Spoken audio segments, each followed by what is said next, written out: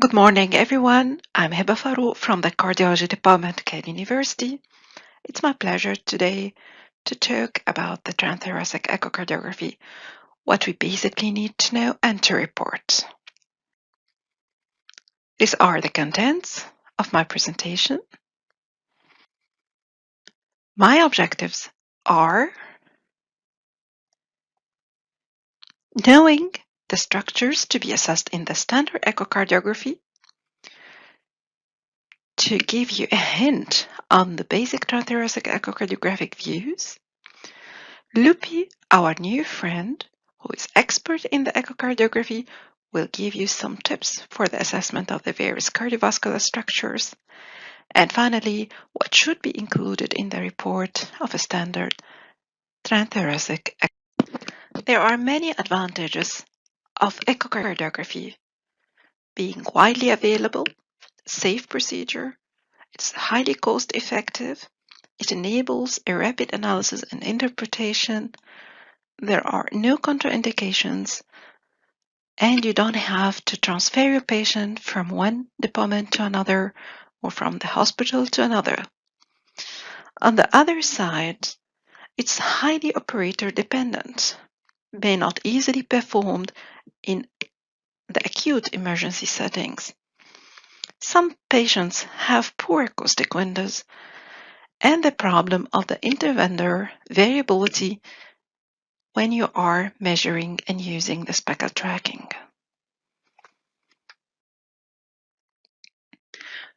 We have different modality of echocardiography.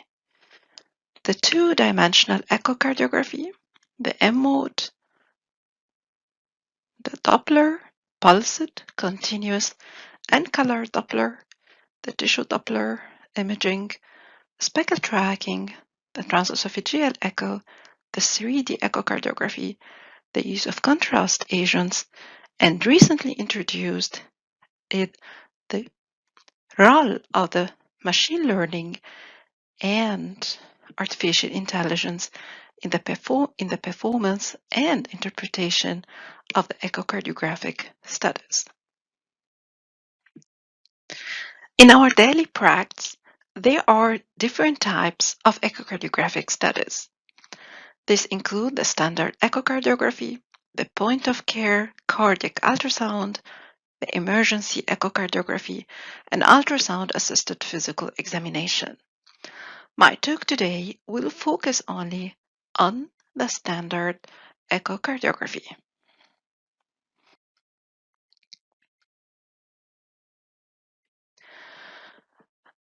First point to be taken into consideration is always enter all relevant data in your report.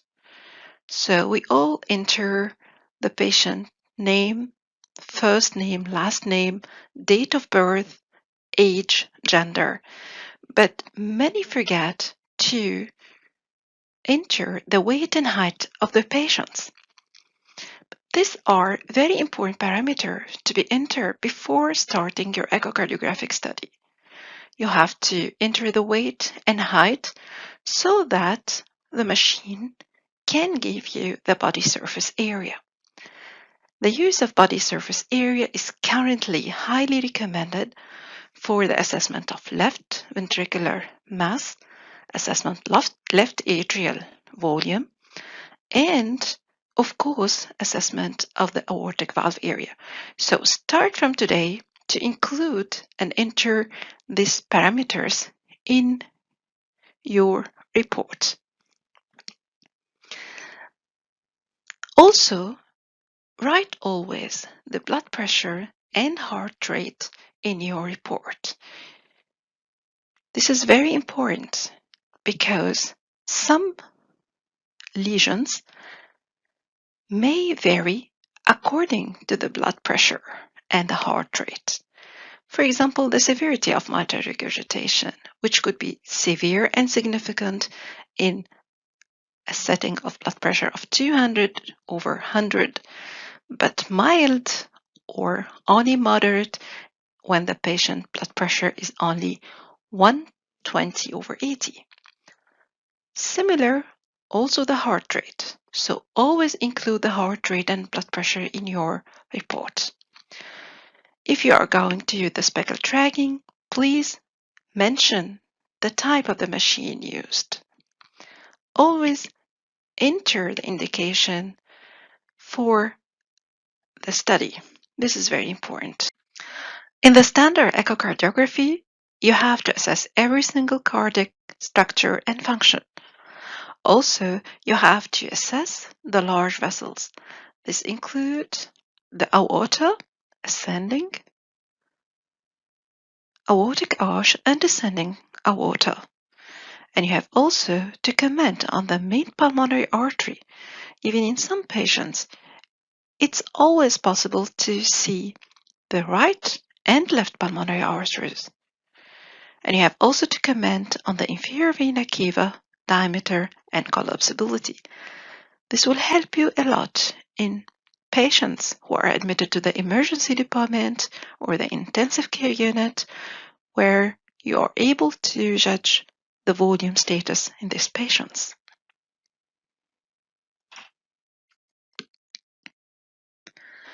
You have to comment first on the left ventricular dimensions, mass, volume, and wall thickness. These are performed from the parasternal long axis view. As you can see here, this is the parasternal long axis view. This anterior, here posterior, the right ventricle, interventricular septum, left ventricular cavity, posterior or infralateral wall, the aortic valve, the mitral valve, and the left atrium. And here you have to measure the interventricular septum in diastole, the posterior wall thickness in diastole, guided whether by the ECG or by the mitral valve closure and opening. It's currently recommended to use the two-dimensional assessment rather than the M-mode linear tracing.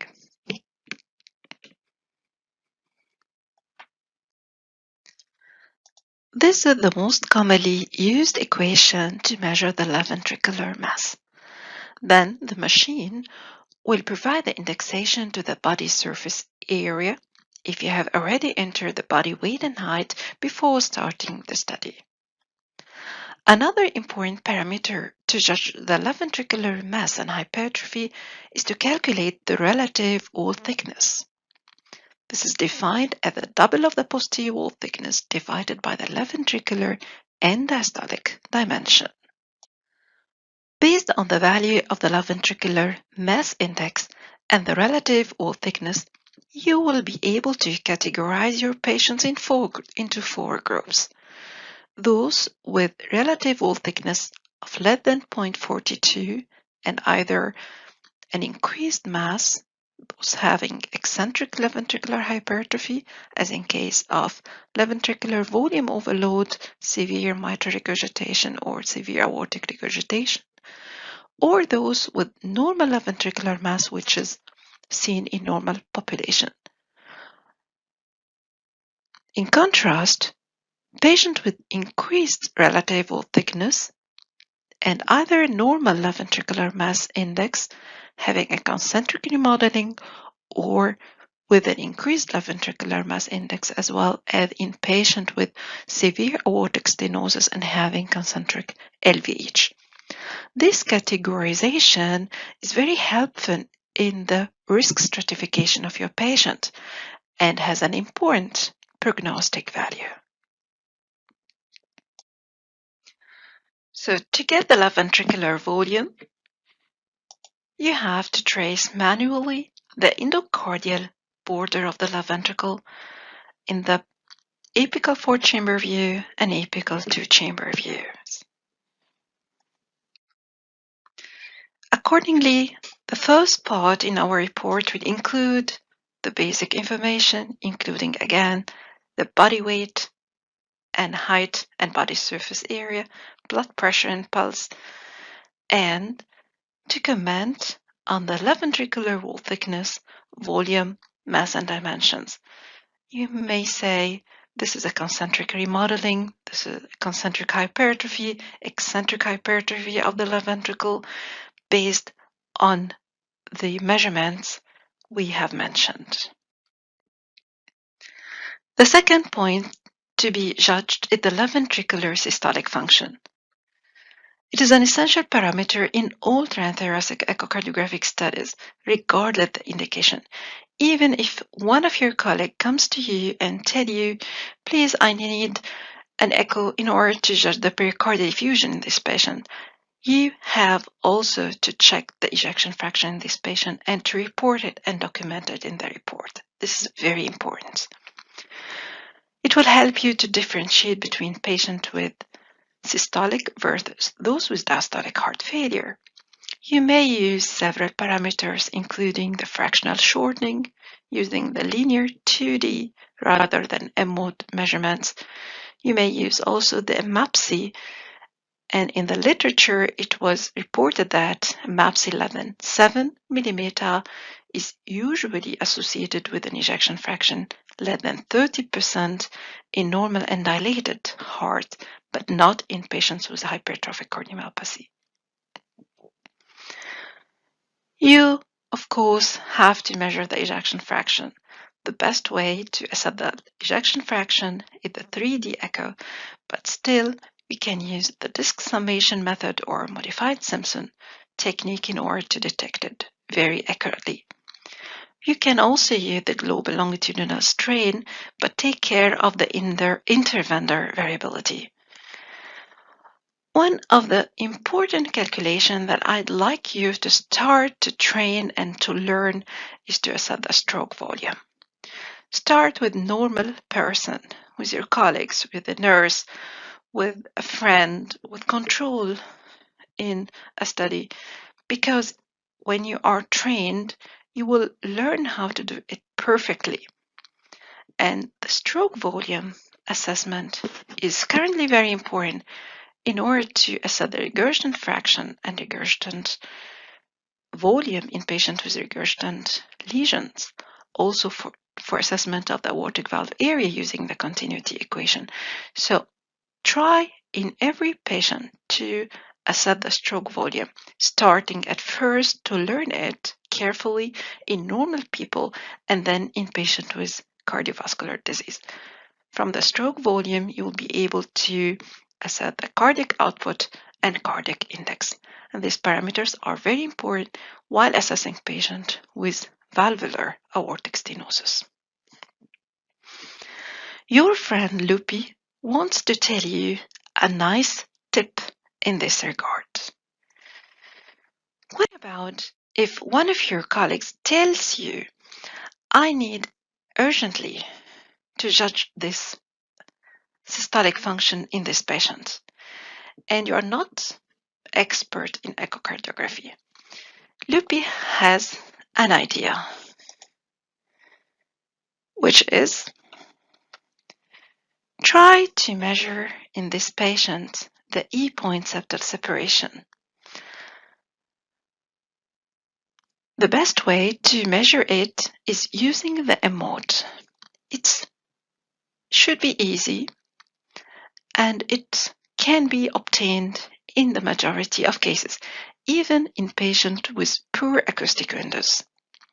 What we are going to do is to measure the distance between the anterior mitral valve leaflet and the septum, an anterior septum.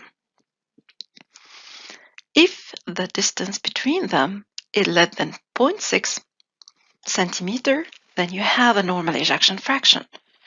If more, this is highly suggestive of an impaired ejection fraction. And even more, if your patient have a distance of more than 2 centimeter, then this is highly suggestive of an ejection fraction of less than 30%. Another important tip is to look carefully on the interatrial septum. When the interatrial septum is bulging and pointing continuously, towards the right side, this means that the left ventricular or left atrial pressure is high. So you have a problem in the left side. On the opposite side, if you have an interatrial septum that is pointing always towards the left side, this means that you have a problem in the pressure of the right side. So both points are very helpful while you need a rapid judgment of the ejection fraction or the left side systolic function.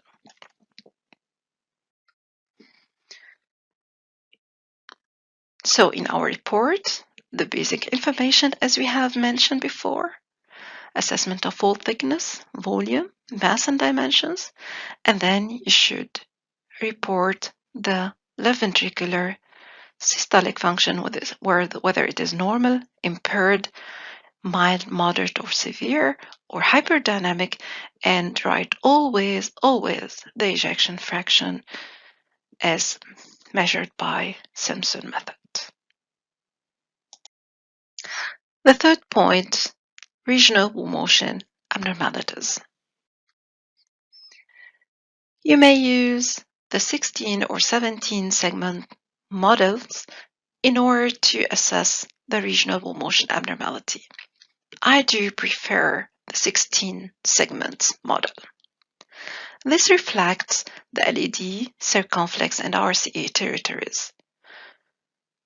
You have to comment on the basal, mid, and apical segment, and you have to check it in multiple views, and do not depend on a single view. You have to comment on the systolic thickening rather than the motion of a myocardial segment. The movement could be normal or hyperkinetic, hypokinetic, akinetic, or dyskinetic segment when they are bulging outwards. These are various examples of the regional wall motion abnormalities affecting the different left ventricular segments: anterior septum, inferior septum, infralateral, anterior and inferior walls. Sometimes you may use different colors to improve your perception for assessment of wall motion abnormalities. Take care, this type of colorization will not affect the image quality, but rather it will affect your own perception. So you may or you may not use it. Here are the different left ventricular segments in the basal, in the mid, and apical levels. They are assessed from the parasternal short axis view. We have the anterior wall, the inferior wall, the anteroseptal, anterolateral, inferior septum, and inferior lateral wall. Always assess the wall motion abnormality in different views. Use all the possible views to get a proper assessment and accurate judgment.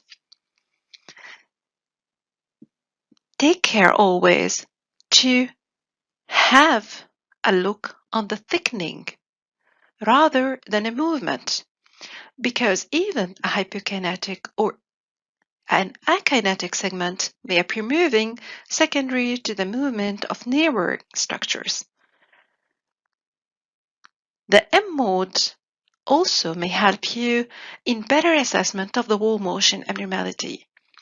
If you are doubting the thickening of a left ventricular segment, you can apply the M mode to compare its movement with the normally contracting opposite segments.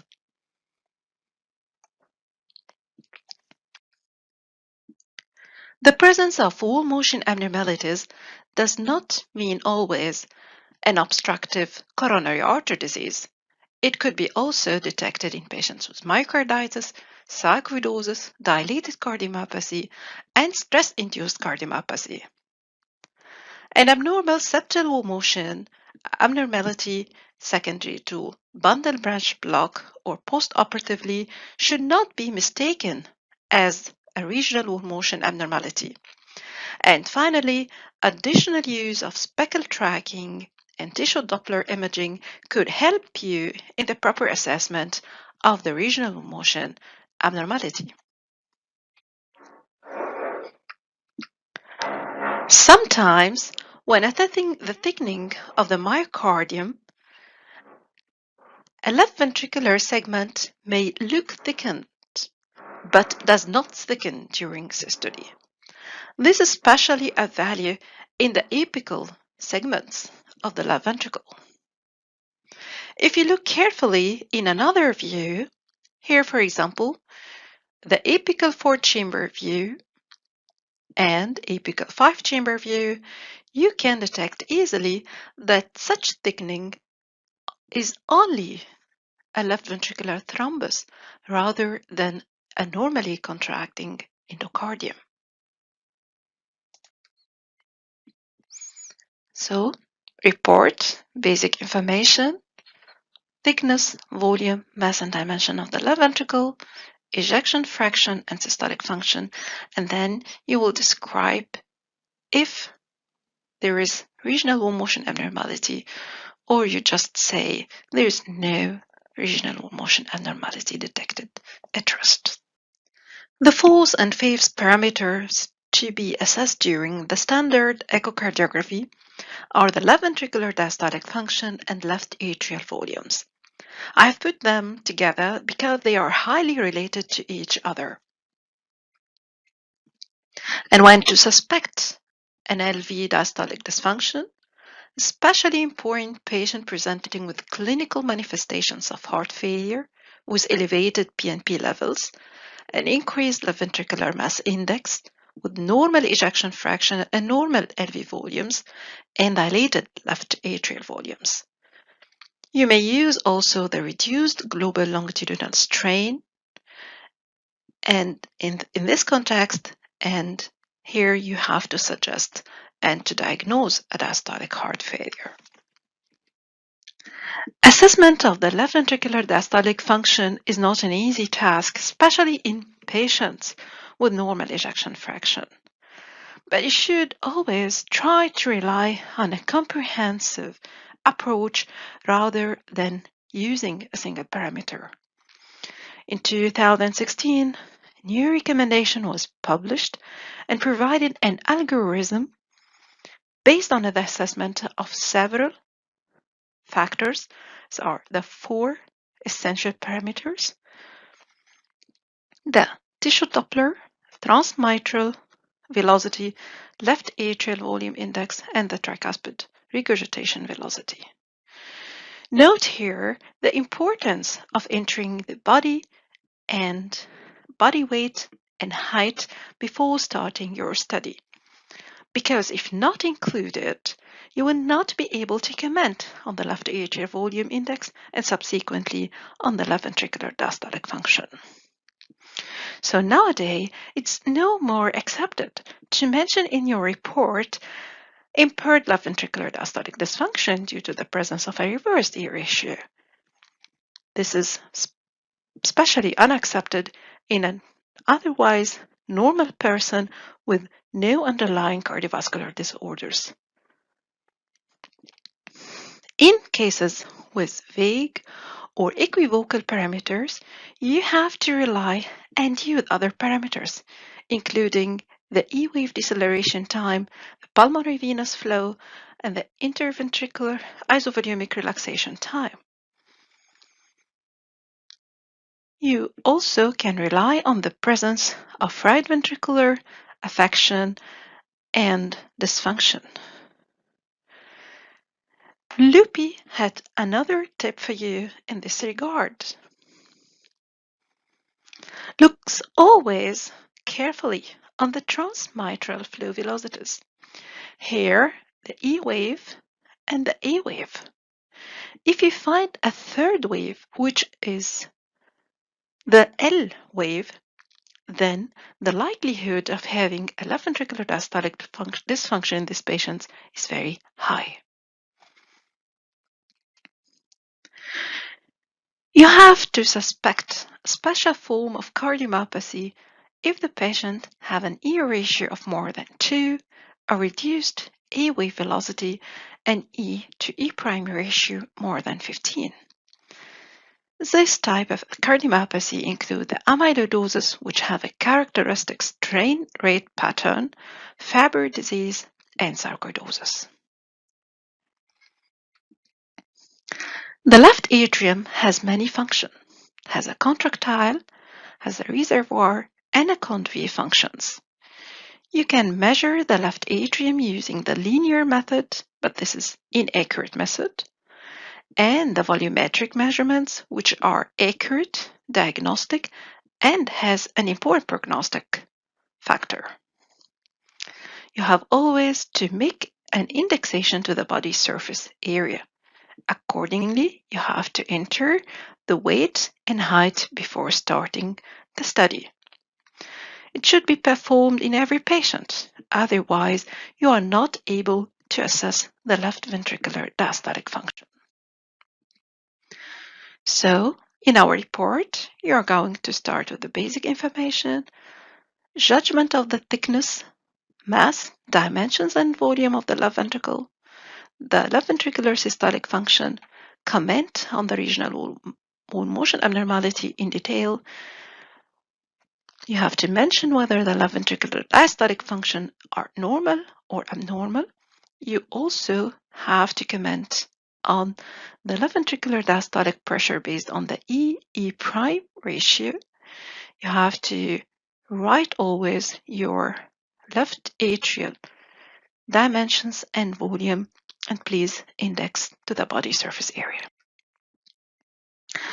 The fifth point is the left-sided valvular lesion. Assessment of left-sided valvular affection should be performed in a systemic and comprehensive manner.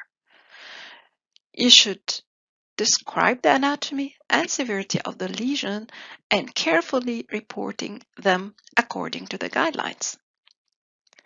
Generally speaking, for assessment of regurgitant lesion, you have to rely on semi-quantitative and, in special cases, on the quantitative methods. For stenotic lesion, you have to report the area, the transvalvular gradients and velocities, and you have to document the secondary effect on the left-sided chambers, volume, dimensions, and function. In some patients, you may need additional tests, for example, CMR or stress echo or transesophageal echo, in order to provide a more comprehensive assessment of the regurgitant and stenotic lesions. The causes of aortic valve stenosis are rheumatic, degenerative, especially in the Western countries, and bicuspid valves. You have to assess the severity by using the aortic valve area, also by applying the continuity equation, by assessing the peak and mean transvalvular gradients and velocities. You have to use all possible views, including the suprasternal and right parasternal views. And you should always report this in your final assessment. So the highest gradient, highest velocity were obtained from the suprasternal or the right parasternal view, and they were these values. You can also using the transesophageal echo to assess the area and to measure it accurately by planimetry. In every patient with aortic stenosis, you have to measure the LVOT diameter and the aortic root. Of course, here CT and MRI are better and superior to echocardiography, but still you have to mention this in your report. You can use also the dimensionless index to assess severity of aortic stenosis. Always, in every patient with aortic stenosis, it is advised to measure the stroke volume index. This will help you in differentiating between patients with pseudo versus those with fixed aortic valve stenosis. Secondary effect on the left ventricle: pressure, mass, volumes, and left atrial function and dimensions, as well as on the pulmonary circulation, should be also recorded and documented.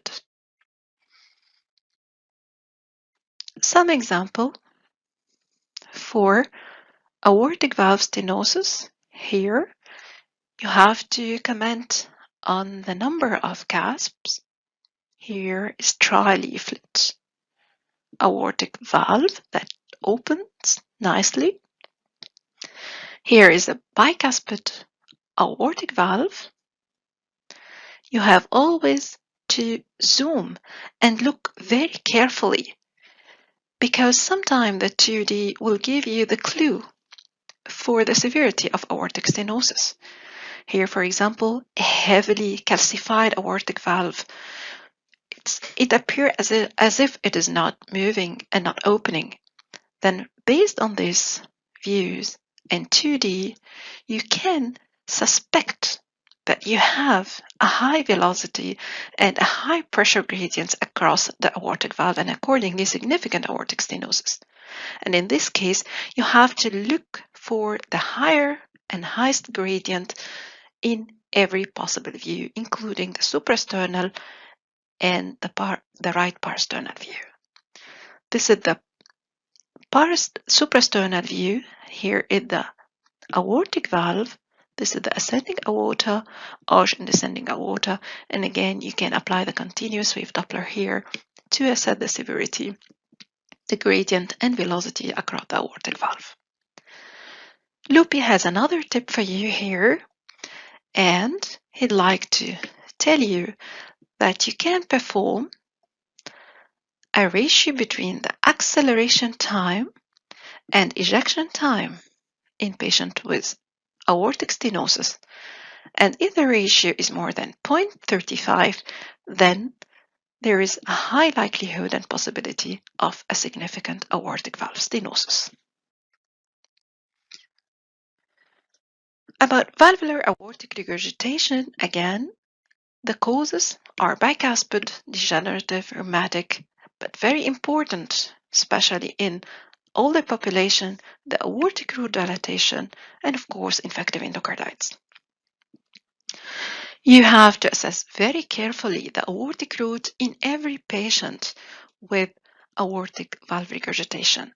You have to measure the sinus of valsalva at the sinotubular junction and proximal aorta. The severity, in order to detect and to know the severity of the regurgitant lesion, you have to perform semi-quantitative measurements for very important the vena contracta, jet width to LVOT width, and PISA. Quantitative measures including assessment of the regurgitant volume, fraction, and effective regurgitant orifice area. Other parameters that can help you in assessing the severity of my aortic regurgitation are the pressure half time and, according to Loopy, the holodiastolic flow reversal in the descending aorta. This could be actually the only clue for a significant aortic regurgitation, especially in patients with acute onset. You may use additionally the CT or CMR or 3D echo if needed, and you have to document the secondary effect on the left ventricular mass and function, dimensions and volume on the left atrium and pulmonary circulation. So in order to assess the aortic valve regurgitation, you have to rely on constellation and on several parameters, including the color flow Doppler.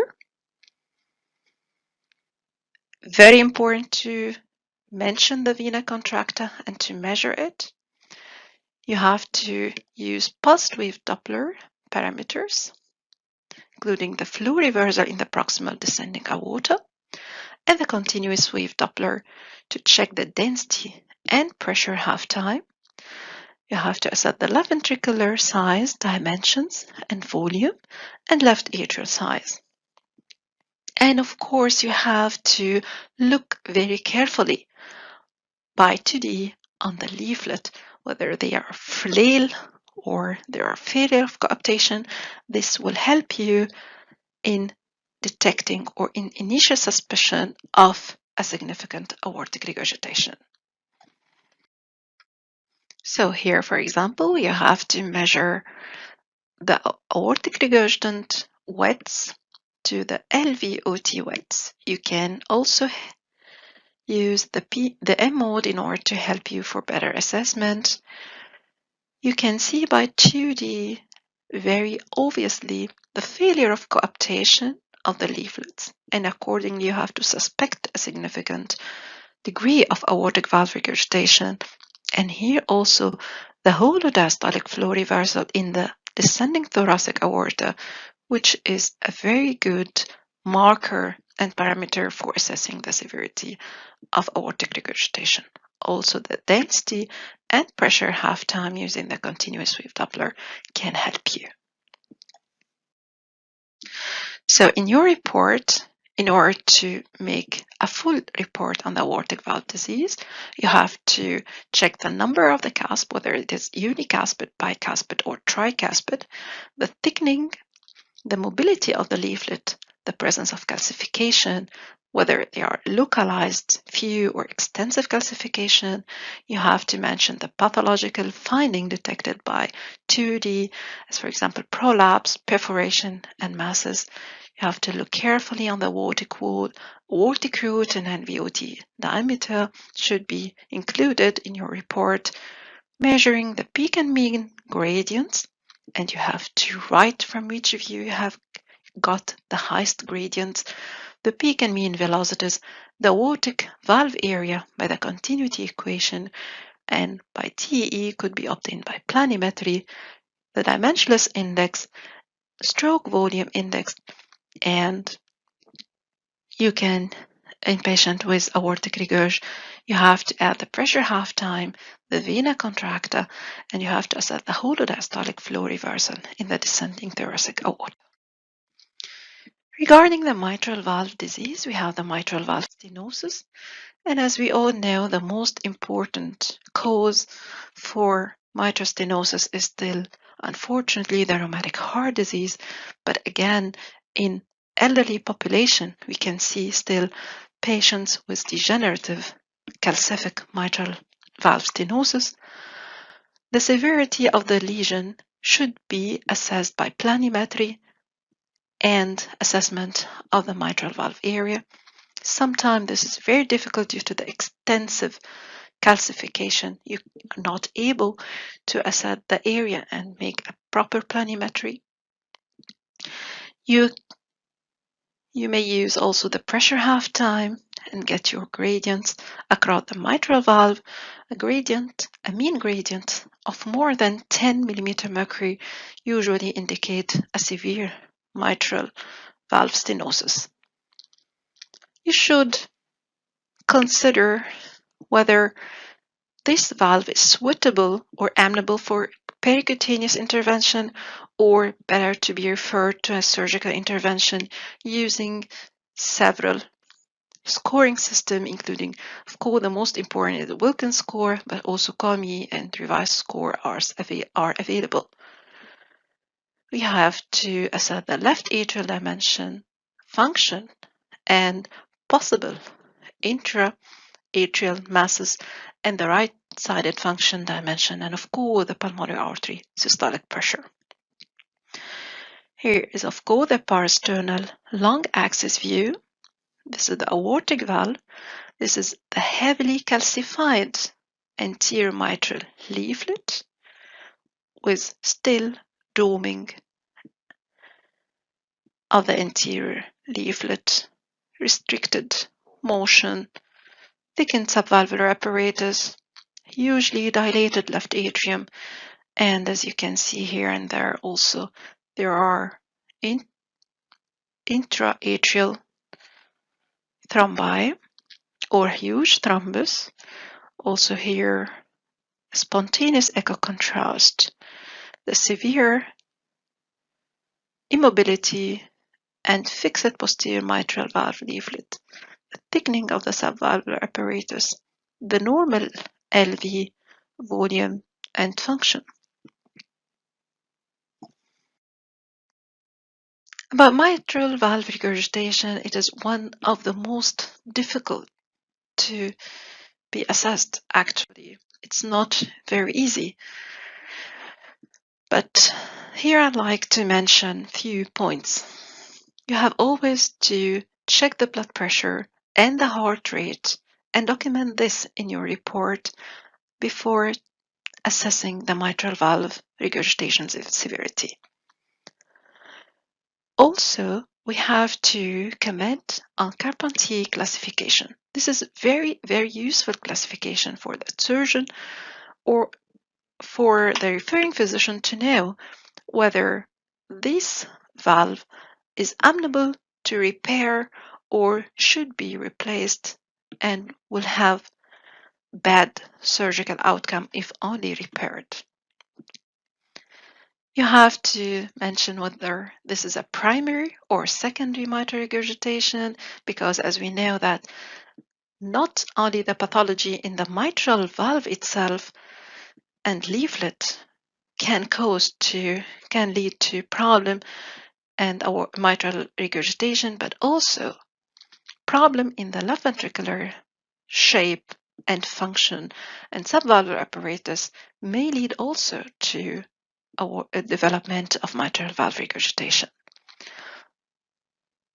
This includes rheumatic heart disease, degenerative, infective endocarditis, mitral valve prolapse, very, very important to be diagnosed, and the presence of annular or LV dilatation and accordingly secondary mitral regurgitation. The severity, to assess the severity of the lesion, you have to take a detailed look. You have to take care to widen your eyes very, very widely in order to get a very and detailed look. You may find the mechanism.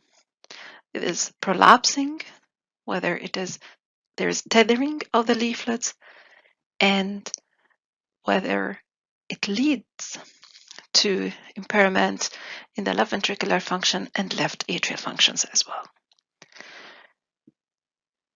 The three color Doppler components are very easily to be obtained, including the jet area or jet area ratio to LA area, the vena contracta, which is extremely important to be documented and measured in every patient with mitral valve regurgitation and the flow conversions. You may use also the flow reversal in the pulmonary veins to judge the severity. You have to measure the regurgitant volume, fraction, and effective regurgitant orifice area in patients with moderate mitral regurgitation, but also dilated left ventricle, and you're not sure this is only moderate or it is severe, moderate to severe mitral regurgitation. Jets with Coanda effect tends to be always severe and significant, even if you cannot see the whole jet. But this type of jets tend to be very large. The left atrial and left ventricular dimension and function, right side dilatation, and pulmonary hypertension are very important parameters to be assessed in patients with mitral valve regurgitation. Other parameters including assessment of the density of mitral regurgitation jet by continuous wave Doppler, and your friend Loopy want to tell you another tip here that take care patient with prominent A wave in the transmitral pulsed wave tracing usually do not have a significant mitral regurgitation. So when you see a prominent A wave and you want to say this is a severe mitral regurg, take another look. You may be mistaken or you have a problem while interpreting the data or in the setting of the machine or other technical problems. Again, for assessment of mitral regurgitation, here, for example, you have to rely on color, flow Doppler, the jet characteristics, including the proximal flow conversions, the jet area, and jet area to LA area ratio, and very importantly, the vena contracta width. Also pulsed wave Doppler with assessing the transmitral flow velocities, and again, a prominent A wave excludes the possibility of a significant mitral regurgitation. The continuous wave Doppler in order to detect the density and the contour of the regurgitant jet. When it is triangular and early peaking, this always means you have a significant mitral regurgitation. You have to comment, you can use the left ventricular and left atrial size to tell you or to make you suspicious of significant mitral regurgitation, and look carefully, very carefully on the leaflets, whether there is flayed leaflet or there is failure of coaptation, which is usually denoting or pointing towards a significant degree of mitral regurgitation.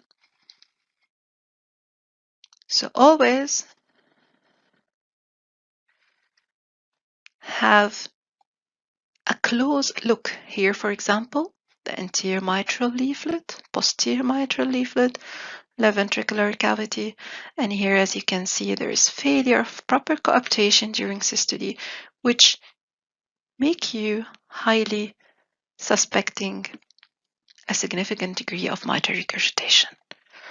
Here, another example for mitral valve pathology, anterior mitral leaflet, and here the posterior mitral leaflet, which is prolapsing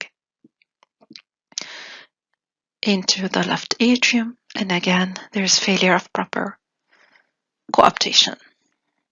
Another example for posterior mitral leaflet prolapse and failure of proper coaptation, the flow jet characteristics and Coanda effect, highly eccentric and wall impinging jets, usually reflecting significant degree of mitral regurgitation, and again here tethering of the posterior mitral leaflet secondary to ischemic heart disease and failure of proper coaptation.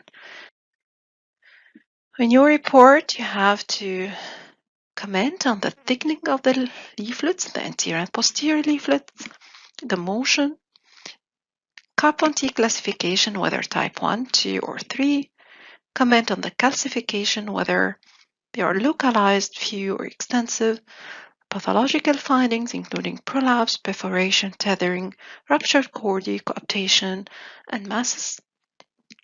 Write the peak and mean gradients in case of mitral valve stenosis, the peak and mean velocities, measurements of the mitral valve area using planimetry.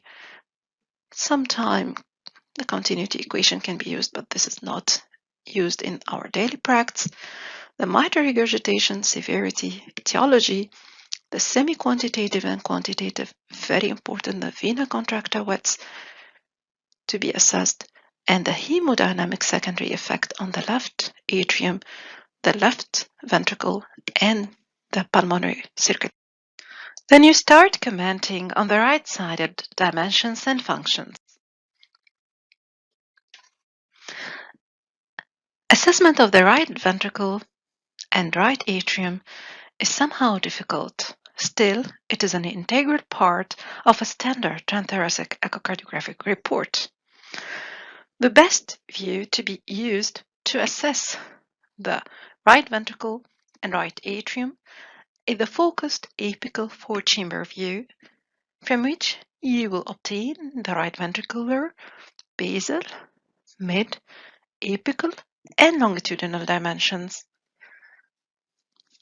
Another useful view for assessment of the right ventricle include the modified parasternal and apical views. RV dysfunction is diagnosed based on a fractional area change of less than 35, TAPSE less than 17, tricuspid SV velocity less than 9.5, and of course the use of 3D echo.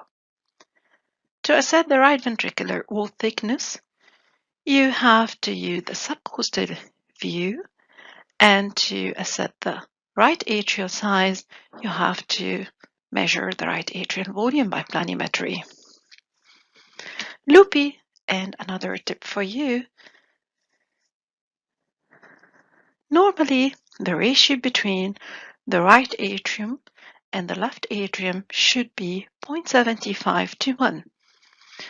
If this ratio is higher than 1, then the right atrium in this case is dilated. These are all the possible used views to assess the right side of the heart. So we can see the parasternal long axis view, here some degree of pericardial effusion affecting the right ventricular free wall. This is also the parasternal long axis view with hypertrophy and increased thickness of the right ventricular free wall. The parasternal short axis view showing markedly dilated right ventricular cavity.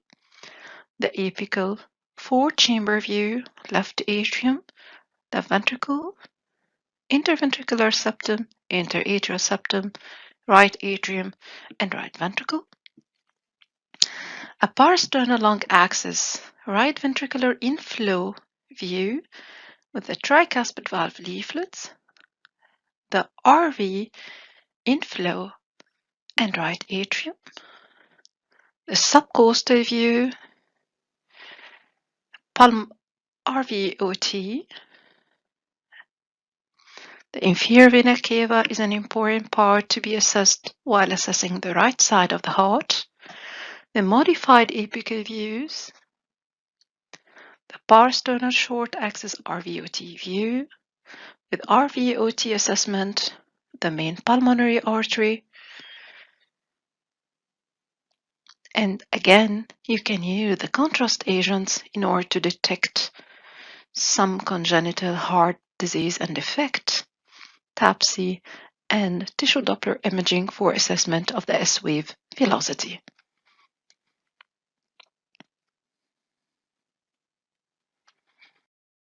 And now what about the right-sided valves? Tricuspid valve regurgitation and stenosis. Of course, as we all know that the most common cause for tricuspid valve regurgitation is the right ventricular dilatation, carcinoid to a lesser extent, also the presence of pacemaker, and in the presence of certain congenital heart disease, including Epstein, atrial septal defect, and other lesions. In order to assess the severity, you have to be very careful. Open your eyes very widely and look for the shape of the tricuspid valve, whether there's any perforation, flail leaflets, and failure of proper coaptation, which usually indicate a severe form and degree of tricuspid regurgitation. You have to see the color jet area, vena contracta.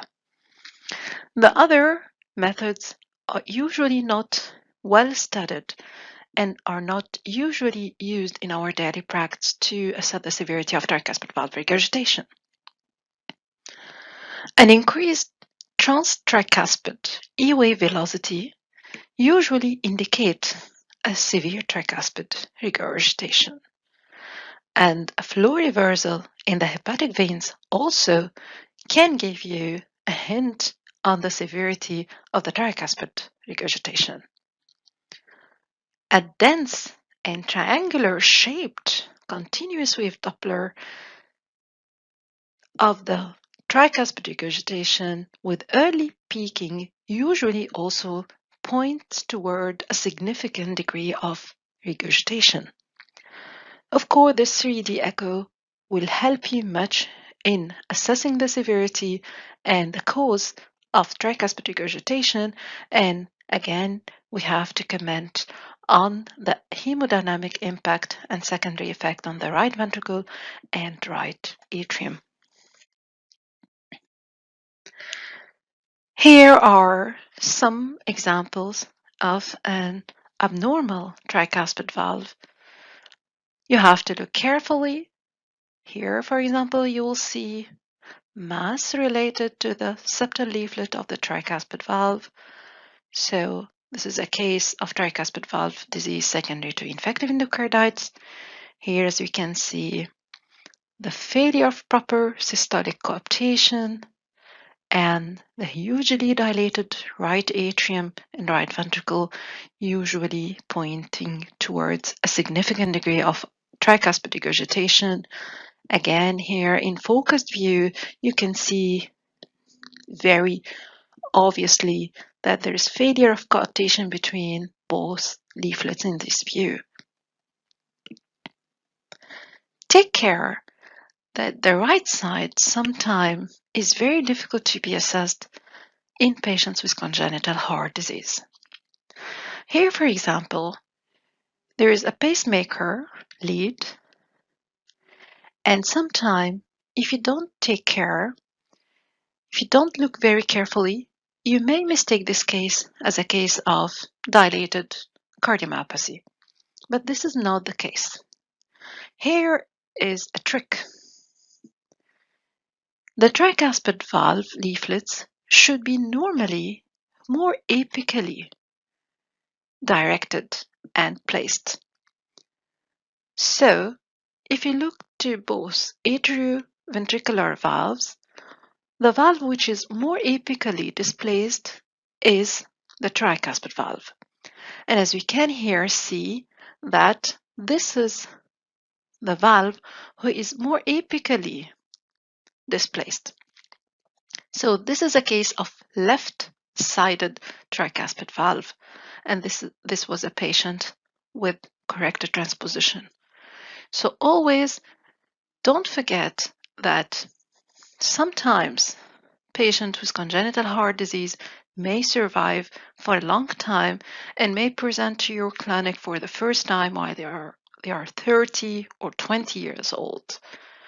And you have to follow your scheme and your algorithm in order to diagnose them properly.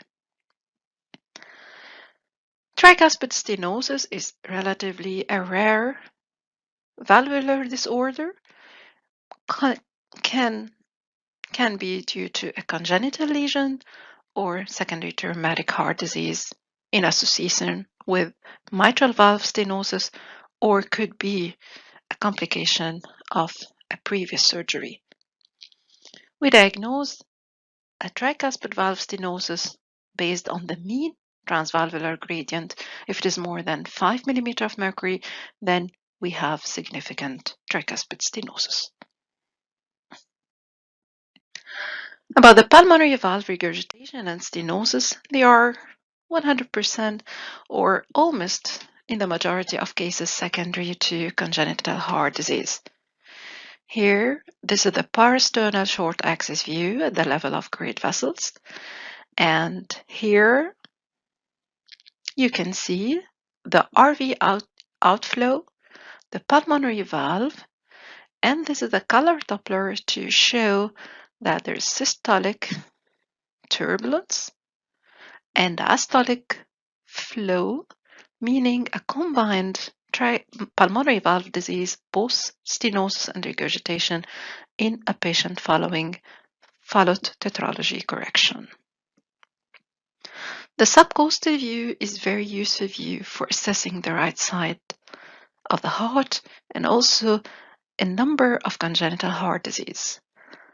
This nice view will enable you to see the RV outflow, the thickened pulmonary valve in a patient with severe pulmonary stenosis and a post-stenotic dilatation. Try also to train yourself on how to get the subcoastal view. They are very helpful and they give a lot of data, especially in patients with congenital heart disease. Pericardial diseases. While you are commenting on the pericardium, you have to write whether there is effusion, pericardial effusion, whether it is fibrinous, whether there's encysted effusion or localized postoperative, or there is both pericardial and pleural effusion. And here we have an anatomical landmark, the aorta. What's anterior to the aorta, between the aorta and left atrium, is pericardial effusion. What's behind it and posterior is pleural effusion. Not only the effusion should be evaluated, but also its hemodynamic effects, because as we all know that some effusion, although they are massive, they do not lead to tamponade or hemodynamic abnormality. In contrast, when the effusion is rapidly accumulating, so the hemodynamic effect will be massive and may not be correlated with the amount of the effusion. And to detect the hemodynamic effusion of a pericardial effusion, you have to do a transmitral and tricuspid pulsed wave Doppler to detect this inspiratory variation. If it is more than 25 or 35 respectively on the mitral and tricuspid valve, this means that this effusion is massive and causing hemodynamic consequences. Also, the swinging heart is very characteristic of a severe and hemodynamically significant effusion. Again, the collapse of the right ventricular wall is very, very specific and very sensitive for a severe pericardial effusion. In your report, again, our basic information, comment on the left ventricular side, left atrium, comment on the left-sided valve, the right side chamber and valve, and then you comment on the pericardium thickness, whether there's effusion, whether there's hemodynamic significance or not, if there are any masses within the pericardium, fibrinous shreds, whether it is localized or encysted, and every other description. The aorta and pulmonary artery and IVC. Sometimes, especially in patient presenting to you with acute chest pain, if you don't look carefully on this structure, you may miss an important and life-threatening conditions. For example, here, if you look carefully, you will find this is the apical 5-chamber view, and this is zoom or focused to show you this flap, the section flap in the ascending aorta. This means that this patient has an acute aortic dissection. If you don't look carefully, you may miss this flap.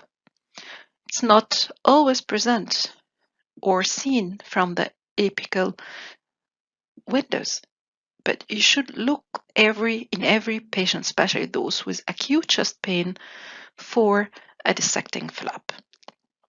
And if you cannot comment, then just write, I couldn't see the aorta and cannot comment on it, rather than saying with a normal echocardiography.